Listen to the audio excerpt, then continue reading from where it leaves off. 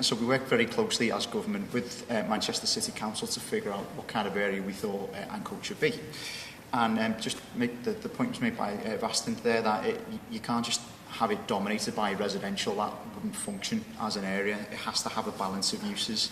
It has to have a business space, retail accommodation, hotels, social infrastructure such as GP surgeries, etc.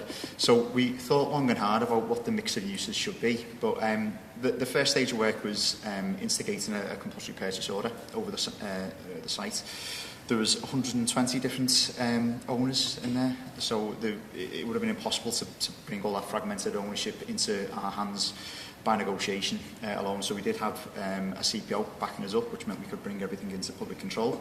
That took a couple of years, so that took us from about 2005 to 2009. From 2009 onwards, once we've assembled all the land into our ownership, we began a process of de-risking. So there's really some fantastic looking buildings there in terms of mill buildings, grade two listed buildings that we knew we'd like to repurpose, and they could come forward as office accommodation or residential.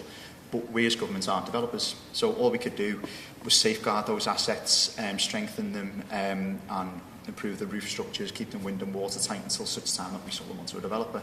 So we spent years de-risking buildings, taking down buildings that were beyond their economic life, getting them brought back in. And then we spent a fortune on public squares in the public realm. So albeit we weren't going to be developers, we as master developer went in and created a public realm, which was a great canvas for the developers to then come forward and build their individual schemes, knowing that the infrastructure around it looked great. So we reinstated things like cobbled streets, which was a bit of a nod to the area's industrial past. We created some public squares, art features in those squares. So the canvas was a great one for developers to come in around 2012 and start buying in the assets we'd assembled and start either building on the vacant plots or building repurposing the heritage assets.